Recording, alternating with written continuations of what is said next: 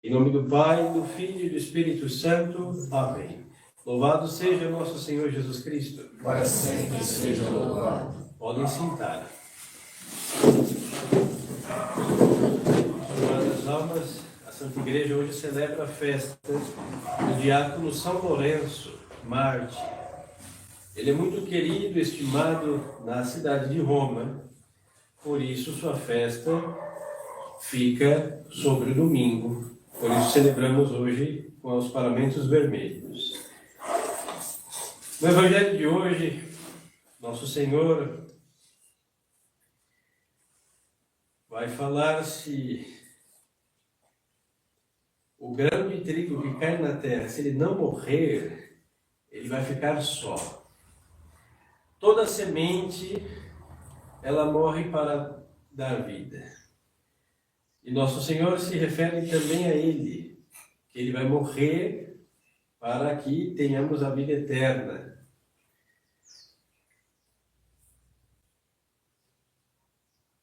E este ato, que é aqui uma analogia, de morrer, é justamente o meio para dar a vida. Se a semente considerássemos ela um ser inteligente, pensasse em si de modo egoísta, ela jamais daria sua vida morrer para dar vida para os outros. Então Nosso Senhor usa primeiro este exemplo para nos inserir no que há de mais direto aqui na sua afirmação. O que ama a sua vida, perdê-la. Algumas traduções colocam alma. E podemos entender ambas coisas, já que um ser sem alma não vive. Então vamos nos deter aqui, neste antagonismo. O que ama a sua vida, perdê-la. E quem aborrece a sua vida neste mundo, conservá-la para a vida eterna. Aparentemente, em nossos ouvidos pobres e distraídos, pareceria ser uma contradição de Nosso Senhor. Por quê? Como eu posso aborrecer? A palavra mais forte é ódio. Qui odit anima sua in hoc mundo.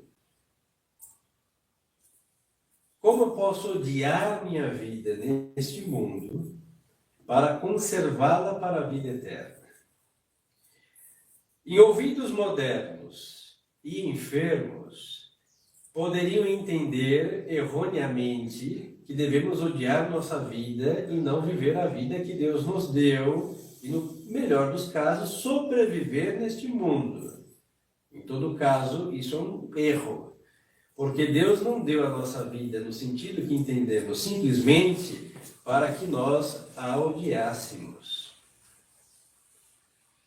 Mas o bom Jesus vai dizer, quem amar a sua vida, perdê-la. Então vamos aqui acudir, para que não seja somente um parecer do Padre Neves, os disparates de minha cabeça. Vamos apelar a Santo Agostinho, cuja cabeça não tinha disparates. Ele vai dizer assim, esta passagem pode ser entendida de duas maneiras. Quem ama, perderá. Isto é, se você ama, você perecerá. Não é um ódio no sentido daquele calabouço do nosso coração maligno, que eu tenho que odiar a minha vida. Não, primeiro porque quem deu a vida foi Deus. Nada que Deus nos deu é digno de ódio. Nada. Não existe isso. Seria uma ofensa. Porque só é digno de ódio o que é abominável. E das mãos de Deus não há abominação. Então a minha vida deve ser odiada no sentido de que eu vou perecer, eu vou sofrer. Diz aqui o Santo Agostinho, se deseja viver em Cristo, então eu não tenho medo de morrer por Cristo. É no sentido de, quando nós amamos, nós guardamos, nós protegemos. Agora, quando temos ódio a algo, nós queremos que aquilo se exploda. Não é a minha alma que deve se explodir. Não, mas a disposição de, sim. Eu não tenho que estar apegado à minha vida a tal ponto que eu não deixe que nada adverso aconteça e que eu não possa sofrer nada. Não, eu tenho que, por amá-la, eu tenho que tratá-la como se a odiasse. Aí vamos entender aqui os mártires e celebrando hoje São Lourenço. São Lourenço, mártir, padeceu no ano 258 depois de Cristo. Ele era diácono lá em Roma e foi capturado, o primeiro Papa São Sisto, cuja festa celebramos há uns dias atrás, e São Lourenço quis morrer com São Sisto, dizendo em palavras semelhantes: Santo Padre, nós servimos juntos ao altar de Deus. Como subirás ao altar, ao céu, sem o seu diácono? Aí São Sisto disse: não, o senhor vai ficar para cuidar da igreja de Roma, e tinha relíquias, e os pobres também, que ele cuidava. Mas São Lourenço vai ser o diácono, ele vai morrer. O que vai acontecer? Por ele odiar a sua vida, ele vai se apresentar, vai pegar primeiro todas as relíquias de Roma e vai distribuir. Daí o Santo Cálice da Santa Ceia foi parar na Espanha, porque ele era espanhol. Vai distribuir os bens da igreja aos pobres e vai se apresentar como cristão para morrer por Cristo, junto com o seu Papa. Servir o altar juntos, vamos para o céu juntos. São Lourenço vai sofrer um tormento de ser posto em uma churrasqueira. Vamos levar assim: grelhas, brasas vivas e assado.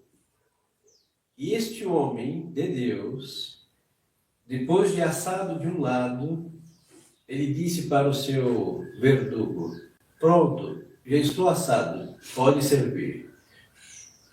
A Cristo morreu queimado, sem nada gritar, sem nada sofrer, de desespero. Ele podia ter pensado na sua juventude. Ele era um diácono, poderia esperar o sacerdócio, porque as ordens tendem ao sacerdócio, ele estava no caminho do sacerdócio, poderia pensar nas almas que ele pregaria, que ele batizaria, que ele converteria, podia pensar em coisas nobilíssimas, mas o que ele pensou? No fim mais importante da nossa existência, Cristo. Que adianta ser sacerdote, salvar muitas almas e depois perecer? Nada. Então ele viu ali uma oportunidade da providência de Deus de praticar o heroísmo. Ele odiou a sua vida. Isso é o Evangelho de hoje. Agora, por que ele odiou a sua vida? Porque ele amava a sua vida. É um antagonismo. Para não perder a sua vida, ele a tratou como odiável. Mas tratando como odiável, ele amava a sua vida e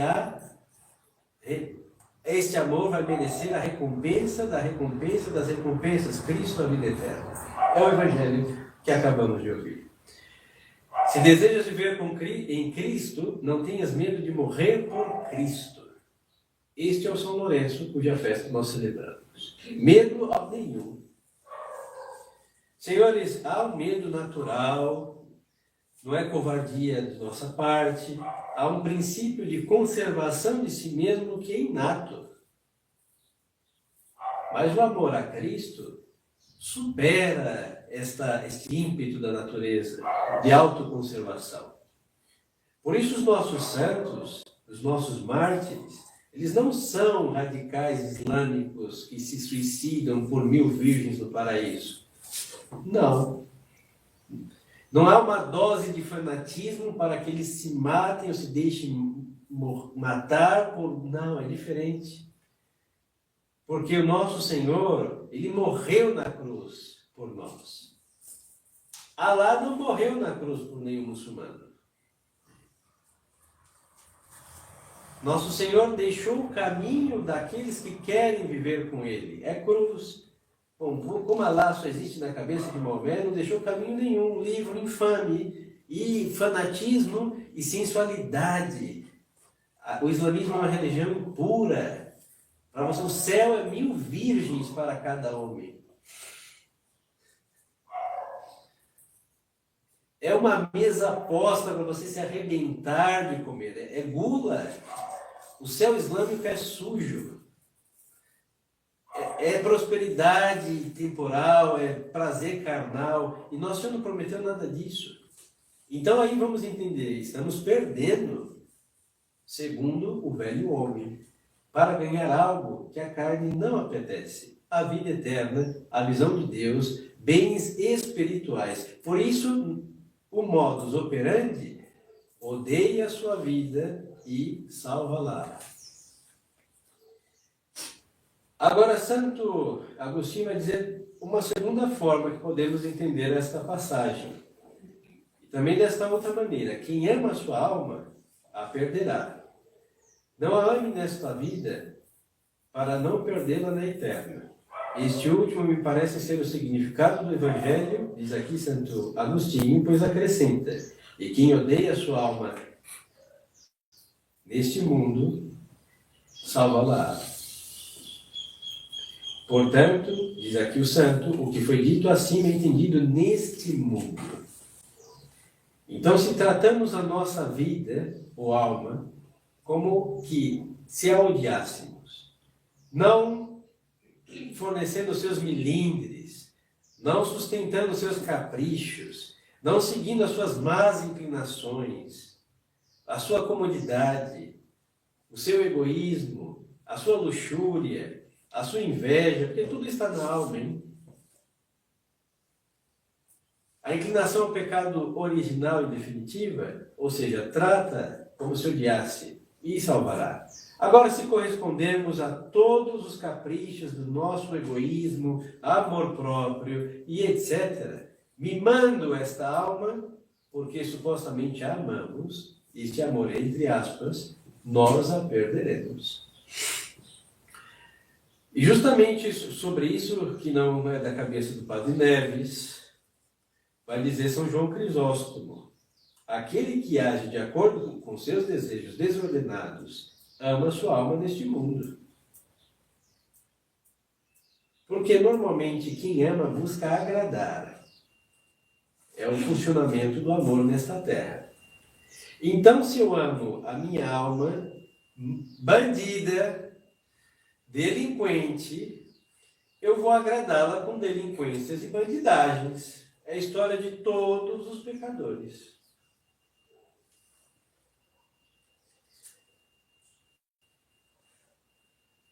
E aquele que resiste às suas paixões malignas, a odeia.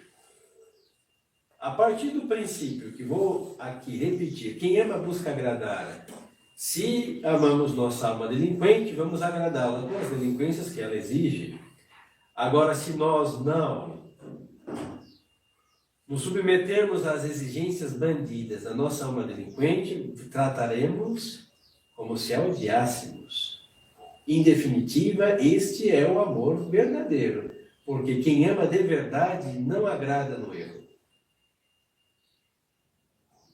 Se nós amamos a nossa alma, a nossa vida, vinda de Deus e para Deus, deve voltar, nós não vamos dar à nossa alma bandidagens e delinquências, pecados e mazelas das suas exigências mais torpes e vis.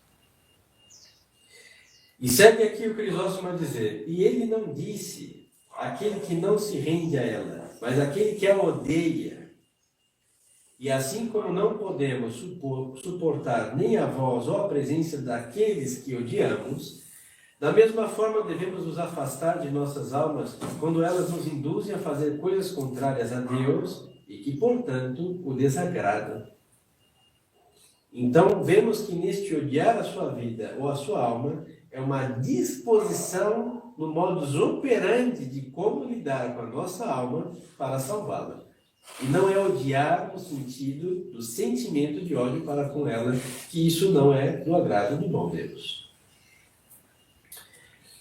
Agora tem Teofilato, sabe Deus quem foi, que descanse em paz, vai comentar também a respeito, porque é uma passagem muito complexa, aparentemente simples, mas que em si encerra muitos segredos que os santos padres tiveram a luz para desvendar.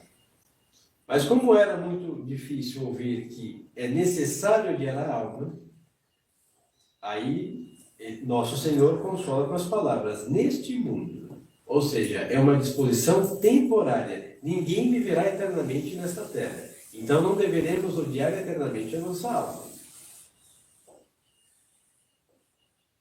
Ensinando a circunstância do tempo, já que ele não nos ordena odiar a alma eternamente, então aponta a recompensa, e ele aguardará para a vida eterna.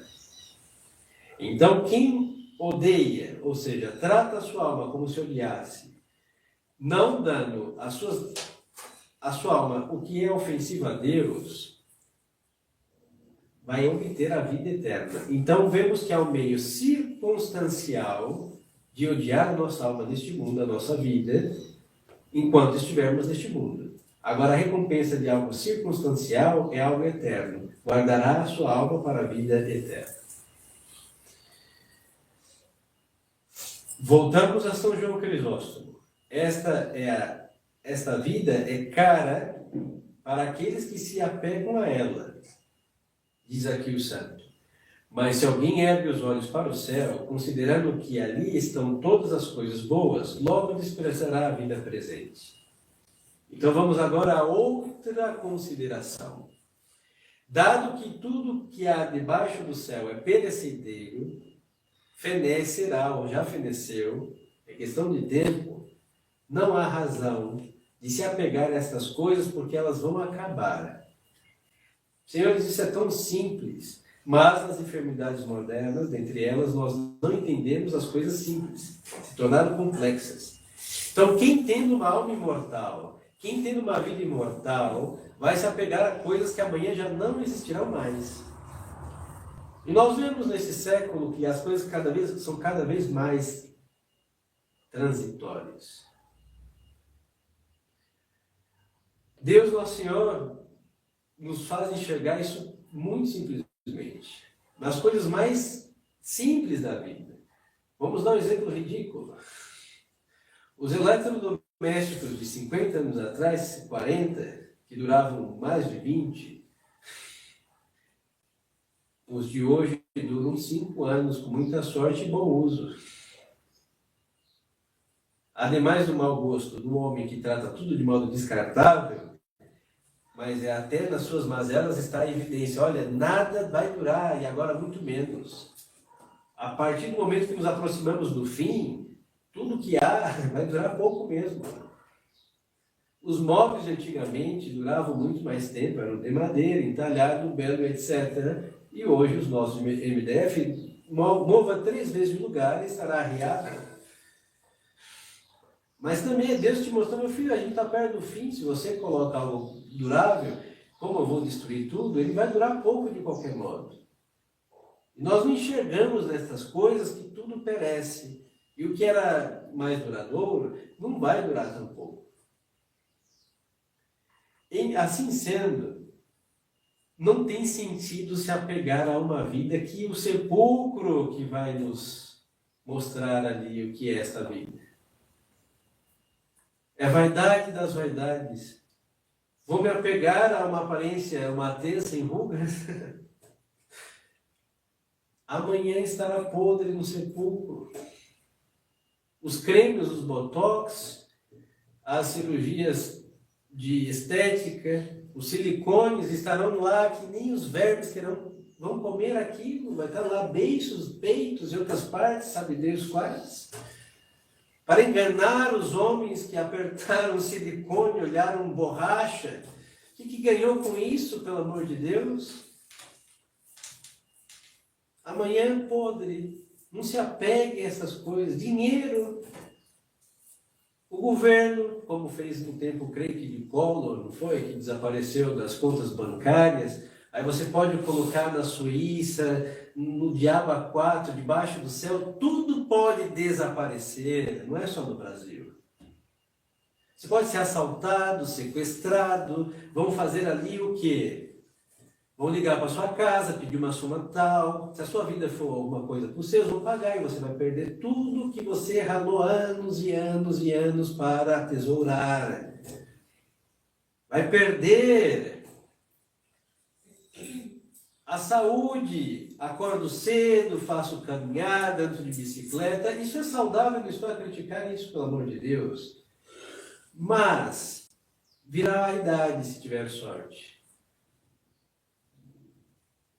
Um monte de it lhe acometerá. Pode ser atropelado e andar de cadeira de rodas. Não desejo isso para ninguém. Pode ficar aí, sofrer um infarto, um derrame, ficar prostrado em cima de uma cama. Com 20 anos, se escapar do infarto, agradeça a Deus, normalmente é fulminante. Com 30, com 40, com 50, você vai morrer. Eu vou morrer, padres morrem, leigos morrem, papas morrem, todos morrem. Então, para que e por que se apegar a uma coisa que vai acabar? É simples. Nosso Senhor está dizendo, trate como se odiasse.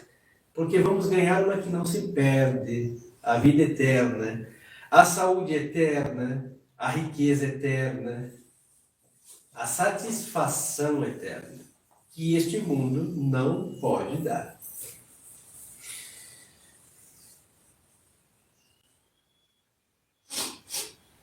Por isso diz São João Crisóstomo, mas se alguém ergue os olhos para o céu, considerando que ali estão todas as coisas boas, logo desprezará a vida presente. O Senhor diz isso serve para que nós não nos preocupemos com o futuro, hein? Eu sei que quem é mãe, quem é pai, feliz dia dos pais para os senhores, tem as suas preocupações, o mundo vai ficar pior.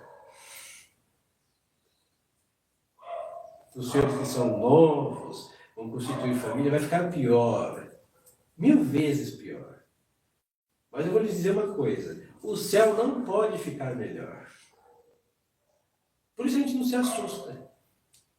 Como ele é perfeito, ele não pode melhorar, porque ele é a suma das perfeições, o mundo pode virar um inferno na face da terra. Eu não vou viver aqui eternamente. E por que eu tenho? Não tenho que esperar o céu? Por isso nós não nos preocupamos com amanhã. No sentido de, os dias piorarão, mas eu não vivo para os dias, eu vivo para a eternidade, para o céu. Se eu viver para o século, o amanhã me preocupa. Agora, se eu vivo para o céu, que não pode melhorar e jamais ficará ruim, eu espero o céu. E então ergamos os olhos para o céu, considerando que ali estão os nossos tesouros e as coisas boas todas, sem faltar nada. Pois quando mais claramente se vê o melhor, mais se despreza o pior, disse São João Crisóstomo. Isso é evidente. Então, por que nós não amamos o céu? Porque para nós é uma coisa não tão boa quanto é. E por que nós amamos essa terra e nos preocupamos com as estupidezes que são fugazes? Porque achamos que elas são importantes e não são. Isso é para escrever no espelho, hein? Pois quanto mais claramente se vê o melhor, mais se despreza o pior. E é isso que Cristo queria nos inculcar quando acrescenta: quem me serve, siga-me. Isto é, imite-me. Ele diz isso sobre a morte e a imitação pelas obras, porque quem serve deve seguir aquele a quem serve. Aí que vem a razão pela qual nós não odiamos no sentido do Evangelho a nossa alma, porque nós não estamos seguindo e muito menos servindo a nosso Senhor. E quem diz isso? A cabeça do Padre Neves? Não. Não tenho nada dentro da minha cabeça hoje. Eu venho armado com todos os padres da igreja e o Santo Evangelho. E se tiverem algum problema, briguem com eles. Vamos lá. Jesus, nosso Senhor, que é Deus, ele nasceu em Belém de Judá, em cima de uma manjedoura. Quem de nós nasceu nessa extrema pobreza, senhores? Quem? E quem de nós é Deus? Ninguém. Todo o ouro deste mundo que existe, quem criou foi Deus. Todas as pedras preciosas que há neste mundo, quem as criou? Deus. E na sua manjedoura, quantas há? Quantos quilates nós vemos? Uma simples madeira cheia de feno, com o véu da Santíssima Virgem como seu cobertor. Aí posso me queixar de pobreza? Nunca. Jamais. Vamos à situação política que nosso Senhor nasceu. Império Romano usurpando o poder de Israel. Invasão. A política era boa? Abominável. Um reino idólatra. E nosso Senhor, aí vamos nos queixar que nós temos um governo do diabo. Temos. Mas o que nosso Senhor nasceu também era.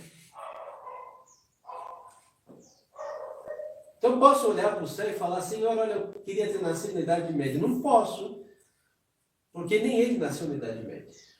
No bom sentido de média, pelo amor de Deus. Não posso. Nosso Senhor fica órfão de São José. E vai ficar só com a sua mãe, trabalhando e sustentando-a. Quem pode se queixar da orfandade? Ninguém, porque ele é Deus e ficou. E teve que ralar com o suor de seu rosto para manter sua mãe. Ele não fazia milagres assim, ó, plim, apareciam móveis e vendia e plim, compradores e assim, anjos multiplicando e vendendo. Nosso Senhor não fez isso, hein? Não fez. Ou assim, ó, fazendo dinheiro e ouro e sumas de ouro e anjos descendo com bolsas de dinheiro e vendendo. E não fez isso. Nosso Senhor ralou. E por que não posso derramar o suor da minha frente? Se Deus fez isso, não posso me queixar.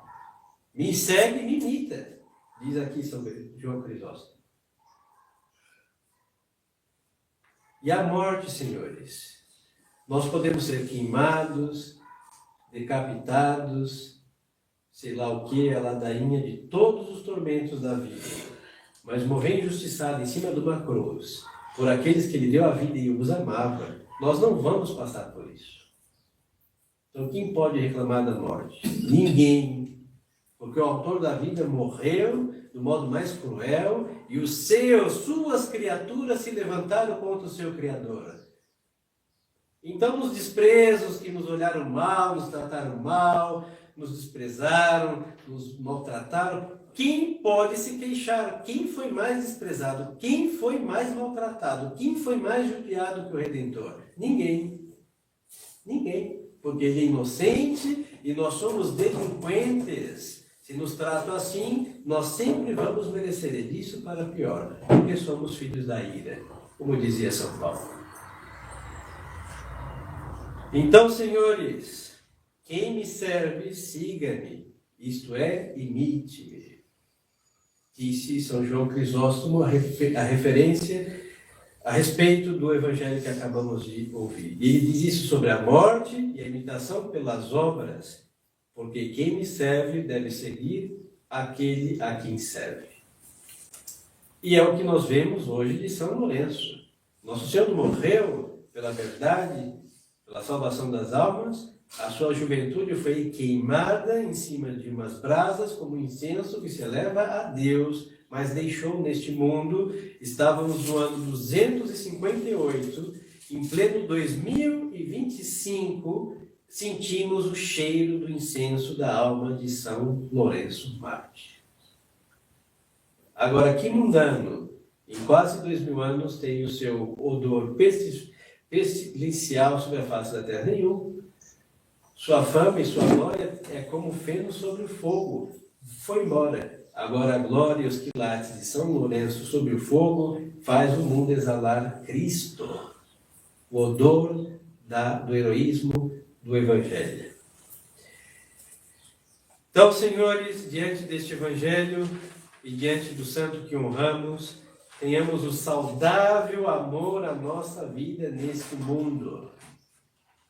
Ninguém vai ficar para a semente, diz aqui o ditado popular. Ninguém vai ficar neste mundo para sempre. Então, nos preocupemos de viver de tal modo que a transição neste mundo transitório, ou seja, passageiro, nos leve para a pátria, o destino final.